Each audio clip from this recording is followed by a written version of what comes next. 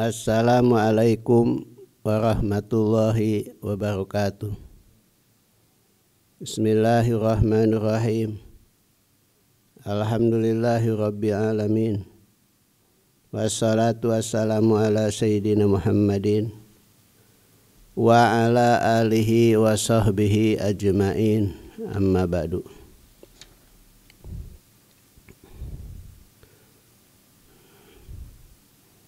Anak-anakku pemirsa yang berbahagia, kita akan melanjutkan tafsir Al-Muzammil. Kemarin sudah dibahas bahwa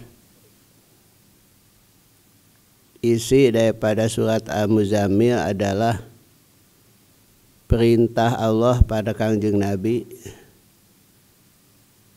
setelah menerima wahyu yang pertama, yaitu perintah membaca. Maka dalam surat Al-Muzammil, perintah Allah pada Kangjeng Nabi untuk salat malam, di mana waktunya bisa tengah malam kurang atau lebih. Dan salat malam itu adalah salat wajib untuk Kangjeng Nabi dan umat pada waktu itu. Setelah Kangjeng Nabi Isra dan Mi'raj, maka perintah tahajud tidak lagi menjadi wajib, tapi sunat muakkad, salat sunat yang paling utama setelah salat wajib. Tapi untuk Kangjeng Nabi,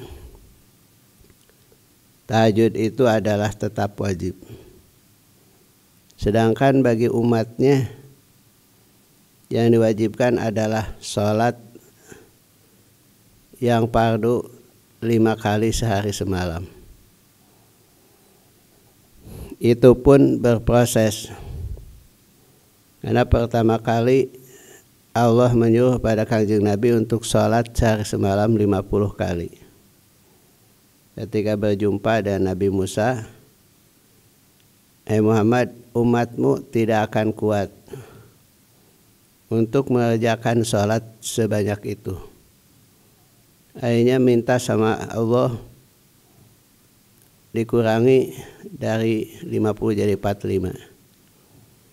Terus sampai bolak-balik, dan akhirnya tibalah kewajiban untuk umat 5 kali sehari semalam.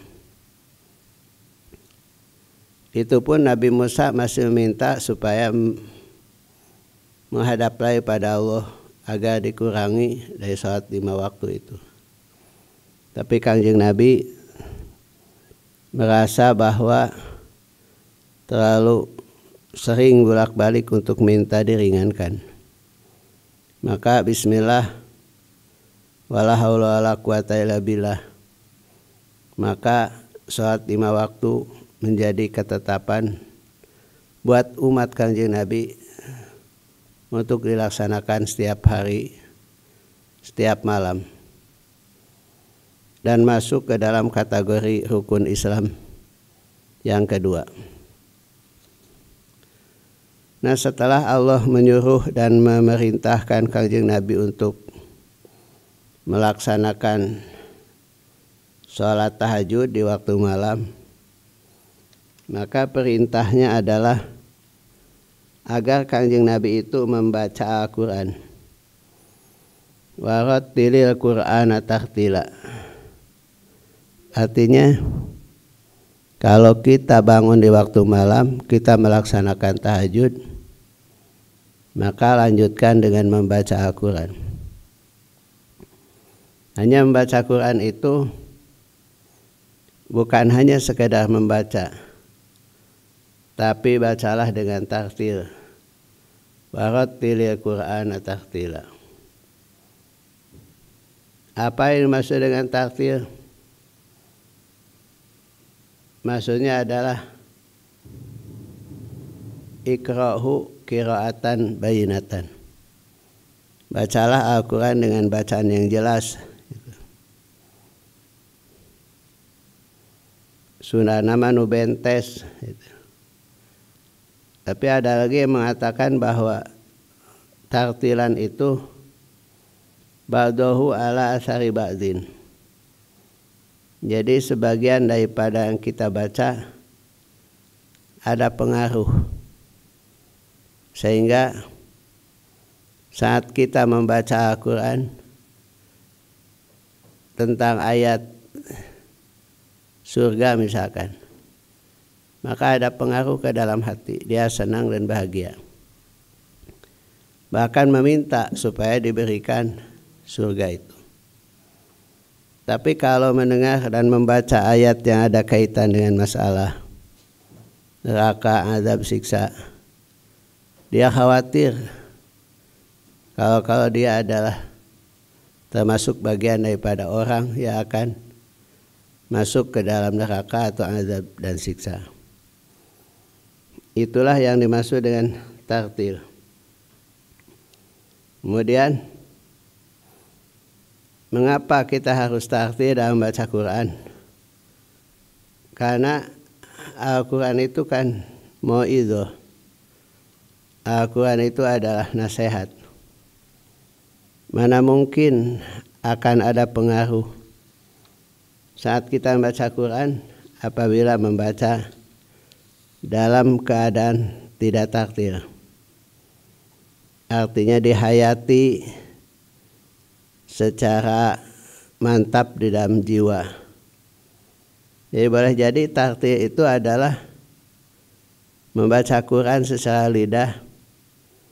Secara lidah artinya jelas, kata demi kata, huruf demi huruf, panjang pendek, ikhfa, idgham, iqlabnya dibacakan, tidak dilewat dan tidak diabaikan.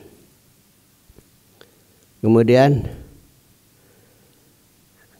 kalau bisa dalam segi suara, maka baca Quran itu dibunyikan biar ada feedback dari mulut ke telinga, dari telinga ke hati. Karena tidak mungkin bisa dikategorikan baca Quran tartil kalau tidak berbunyi, tidak bersuara.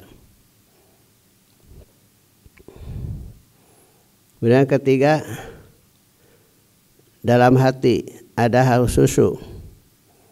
Dan ini adalah perintah utama dalam baca Quran, kekhusyuannya. Diperhatikan terjemahnya, kandungannya, tujuan, makna, ya harus kita tangkap dalam setiap ayat.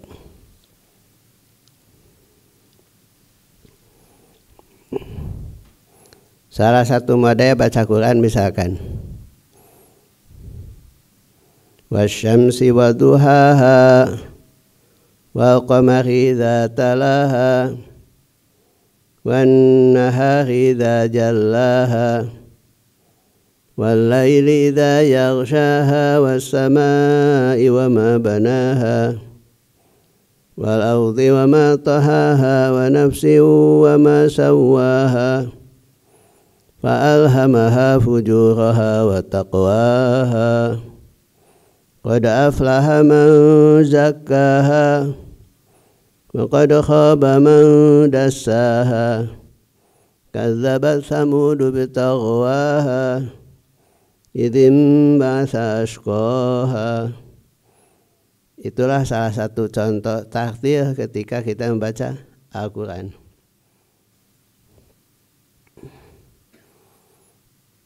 Mengapa baca Quran diperintahkan di waktu malam? Karena baca Quran di waktu malam ada termasuk waktu yang utama.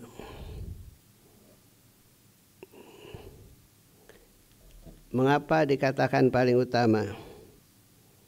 Karena di waktu itulah datangnya waktu ijabah.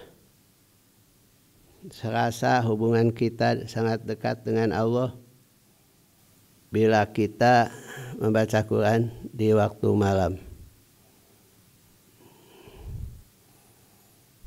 Oleh karena itu akan berpahala lebih banyak kalau kita baca Quran di waktu malam.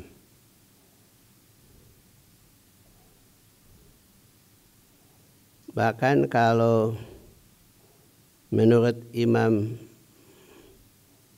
An-Nawawi bahwa baca Quran itu disunatkan ada tahdidul ayat litadabur. Jadi artinya pengulangan ayat untuk sekaligus didalami atau dipahami makna dan kandungannya. Jadi ada pengulangan. Kalau misalkan kita pada saat membaca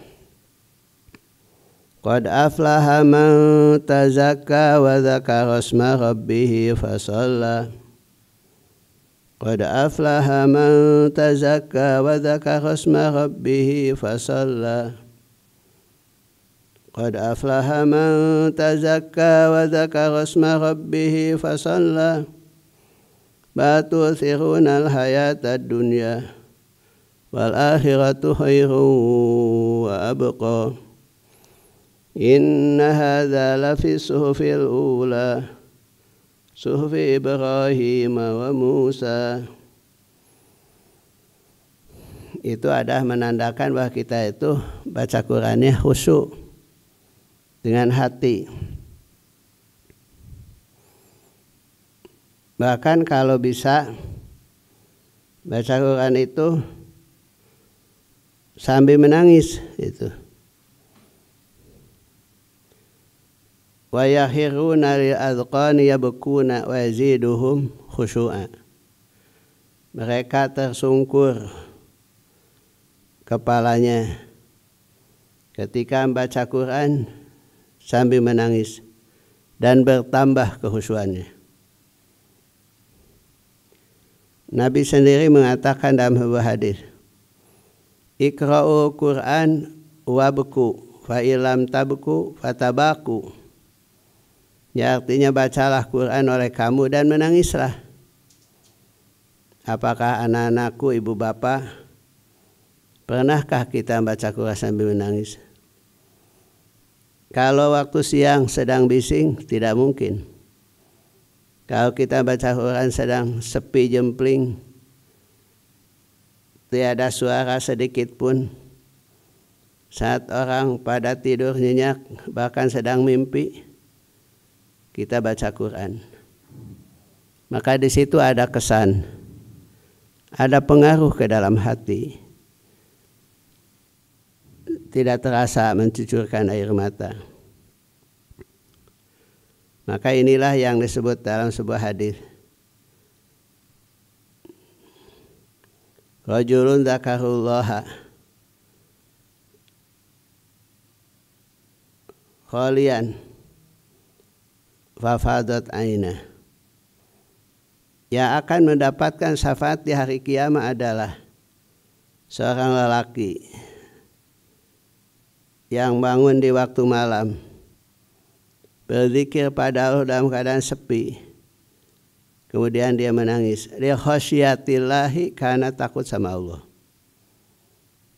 Jadi bacalah Quran kalau bisa sambil menangis. Pak, bagaimana kalau saya tidak bisa menangis? Kata Nabi, fa'ilam tabku fatabaku. Kalau kamu tidak bisa menangis, coba pura-pura menangis. Itu bersandiwara dengan Allah. Bintang film saja bisa menangis karena dibayar. Kita lebih daripada itu. Mengapa tidak bisa mencucurkan air mata atau dibuat-buat air mata kita? Supaya berlatih saat kita baca Quran untuk bisa hadir hatinya dan menangis.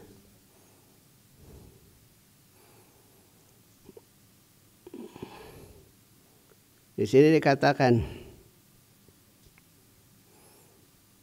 kalau kita baca Quran, maka diperintahkan hatinya supaya hadir. Kemudian kita merasa bahwa ketika membaca ayat perintah ada rasa takut kalau kita tidak mampu untuk mengerjakan perintah itu. Dan kalau ada ayat larangan, kita ada kekhawatiran kalau kita belum bisa menjauhi larangan itu. Makanya kata para ulama, wa tartilu mustahabun litadabur wa lighairihi. Dan baca Quran saat tartil itu adalah hukumnya sunat supaya untuk bisa mendalami dan memahami isinya. Termasuk yustahabu at-tartil lil ajami alladzi la yafham makna. Sunat tartil baca Quran bagi orang ajami yang walaupun dia tidak paham akan isi yang ada dalam Al-Quran. Mengapa? Li'anna dzalika aqrabu ila tauqir wa ihtiram wa ashadu ta'thiran fi qalbi. Karena baca Quran saat tartil adalah lebih dekat untuk memuliakan, mengagungkan, dan lebih banyak pengaruhnya ke dalam hati.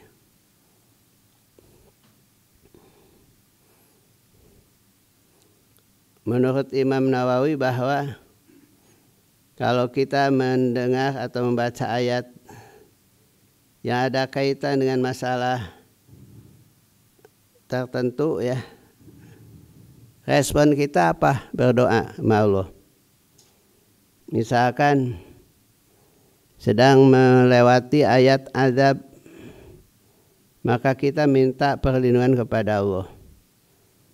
Allahumma inni a'udzubika min dzalika syarri wa min dzalika azab. Atau misalkan kita berdoa, Allahumma inni as'aluka al-afiyah, Allahumma inni as'aluka mu'afata min kulli makruhin, dan seterusnya dan seterusnya. Pokoknya kita minta perlindungan sama Allah bahwa kita supaya tidak terancam oleh ayat azab kalau kita minta perlindungan dan minta dijauhkan pada Allah SWT.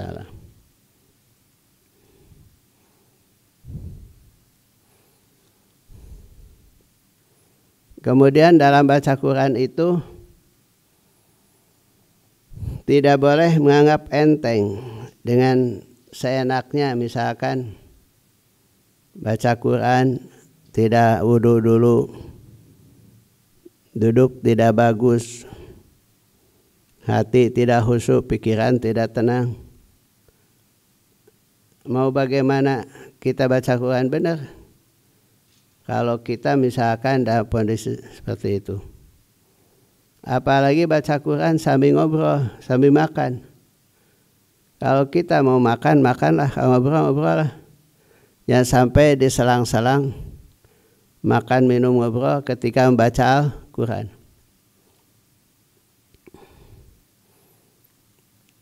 Karena dalam hadisnya begini, Ibnu Umar, ya,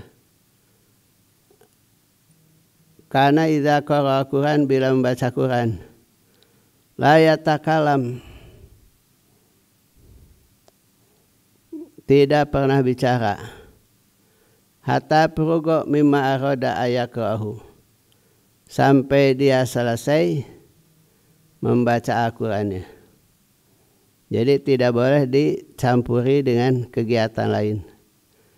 Kalau kita mau makan, makan. Kalau kita ngobrol-ngobrol, jangan sambil makan, sambil ngobrol ketika membaca Al-Quran. Itu maksudnya ke dalam kategori minal abath, jadi termasuk main-main gitu. Jadi tidak bagus, tidak hormat kepada Al-Quran yang kita anggap sebagai kitab suci yang paling diyakini kebenarannya oleh kita. Nah, pada saat kita membaca Quran, maka kita khusyuk dan orang yang mendengarnya harus serius. Karena pahala mendengarkan sama dengan pahala membaca. Wa idza quri'al Qur'anu fastami'u lahu wansitu la'allakum turhamun. Di mana dibacakan Al-Qur'an, dengarkanlah dan diamlah, la'allakum turhamun, pasti kalian akan mendapatkan rahmat dari Allah Subhanahu wa taala. Nah, kita misalkan ada ayat yang menyuruh pada kita baca Quran itu tidak boleh tergesa-gesa, harus tenang gitu ya. Semisal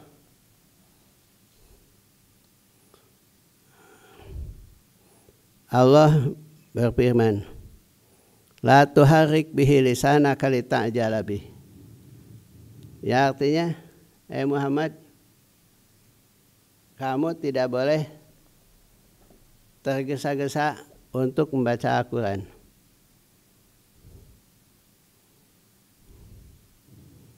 Mengapa tidak boleh tergesa-gesa? Inna alaina jam'ahu wa Qur'ana. Kewajiban kami untuk mengumpulkan dan kamu untuk membacanya. Wa idza qara'nahu fattabi' Qur'ana. Apabila kami membacakannya, maka ikutilah untuk membacanya. Tsumma inna alaina bayana, dan kamilah nanti akan menjelaskan Al-Quran itu. Jadi ini ketika Nabi menerima wahyu dari Allah, langsung tergerak lidahnya untuk membaca. Seakan-akan tidak sabar langsung dibacanya. Maka Allah melarang Kanjeng Nabi untuk tergesa-gesa membaca Al-Quran. La tuharrik bihi lisanaka lita'jala bih. Inna alaina jam'ahu wa Qur'ana. Fa idza qara'nahu fattabi' Qur'ana. Tsumma inna alaina bayana. Jadi tidak boleh tergesa-gesa ketika kita membaca Al-Quran. Kemudian dalam surat Al-Furqan Allah berfirman, wa qala alladzina kafaru laula nuzila alaihi Qur'an jumlatan wahidah kadzalika nutsabbita bihi fuadaka wa ratanahu tartila. Orang kafir berkata, kalaulah Al-Quran diturunkan secara sekaligus. Kata Allah, memang Allah tidak menurunkan Al-Quran itu secara sekaligus, seperti hanya kitab suci yang lain. Misalkan Taurat, Injil, Zabur sekaligus, Al-Quran tidak. Mengapa? Karena Al-Quran itu linutsabbita bihi fuadak, supaya kami ingin memantapkan dengan Al-Quran itu hatimu. Jadi hati Kanjeng Nabi supaya lebih mantap kalau kita menurunkan Al-Quran secara berangsur. Dan yang kedua adalah warattalnahu tartila, membaca Quran supaya tartil. Jadi beda dengan kitab yang lain. Kalau Al-Quran itu membacanya saja di ibadah. Hatta kalaupun kita tidak paham, maka menjadi ibadah membaca Al-Quran. Membacanya pun harus benar. Ketika kita mendengarkan, kalau kita benar-benar mendengarkan, maka dapat pahala seperti hanya kita membaca. Itu hebatnya Al-Quran. Makanya Al-Quran itu kewajiban kita adalah seperti sudah disampaikan kemarin, adalah belajar membaca. Membaca itu menjadi pahala tersendiri. Harus benar bacaannya. Beda yang kitab lain, tidak termasuk kepada bagaimana saat kita membaca. Kecuali kita harus benar-benar diperhatikan bacaan itu dengan benar. Wa qala Rasul, ya Rabbi inna qaumi takhadhu hadza Qur'an mahjura.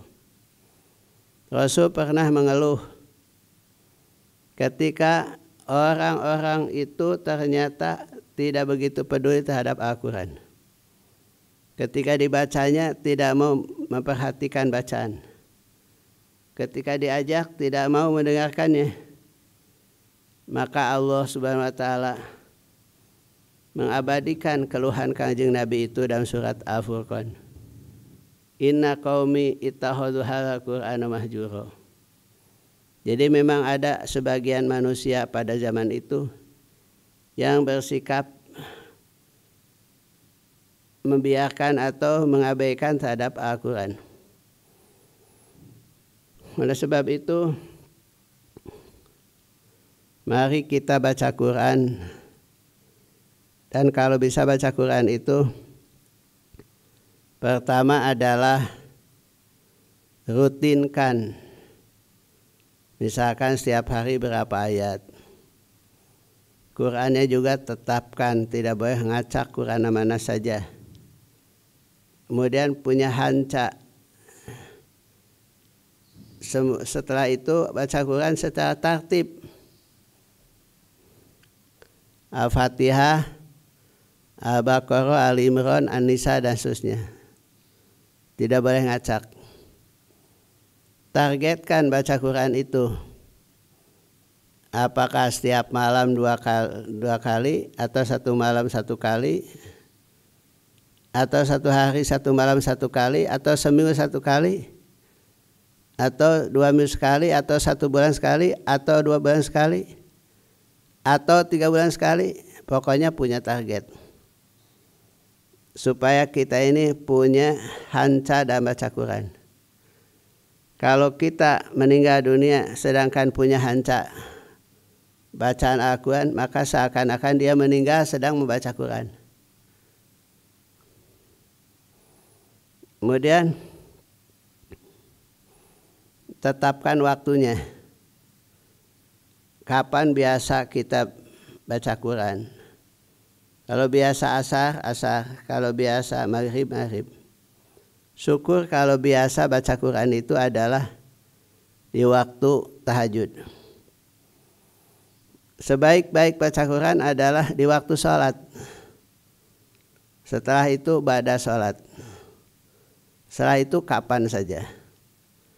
Jadi kalau kita ini ingin paling besar pahala baca Quran, bacalah Quran sedang dalam keadaan sholat. Tentu dalam keadaan sholat sunat, biar tidak menjadi jengkel buat jamaah. Kalau kita berjamaah tidak boleh panjang-panjang baca surat. Karena harus memperhatikan daripada kemampuan jamaah untuk bersama kita sholatnya. Yang terakhir, kalau kita sudah khatam Quran, maka ketika khatam Quran itu sunnah kabari keluarga, tetangga dan famili, biar kita sama-sama untuk membaca doa khatmil Quran. Ibnu Abbas menyuruh kepada pembantunya untuk mencari siapa yang akan khatam Quran. Maka Ibnu Abbas siap hadir ke majelis yang sedang baca doa khatmil Quran. Kenapa? Karena baca doa setelah khatam Quran itu termasuk daripada doa yang akan diijabah. Doa yang akan diijabah kalau kita misalkan membaca doa setelah khatam Al-Quranul Karim. Inilah yang dilakukan oleh para ulama dulu. Istilah Sunda nama syukuran, tapi diisi dengan doa pada Allah Subhanahu wa taala biar kita ini dapat barokah daripada khatam Al-Quran. Jadi tidak boleh dianggap biasa. Khatam Quran itu adalah hajat besar. Karena ada time, ada momen yang sangat utama apabila kita berdoa pada saat khatmil Quran. Mudah-mudahan Allah SWT memberikan istiqomah dalam baca Quran setiap hari dan bisa memahami isinya. Kemudian mudah-mudahan Al-Quran nanti pada hari kiamat akan menjadi syafaat bagi yang membacanya. Kemudian akan menjadi petunjuk ketika kita melintasi sirat, menjadi kawan dan teman ketika di alam kubur, dan menjadi cahaya di alam barzah. Itu saja dapat kami sampaikan, mudah-mudahan ada manfaatnya. Wallahul muwaffiq ila aqwamit thoriq. Wassalamualaikum warahmatullahi wabarakatuh.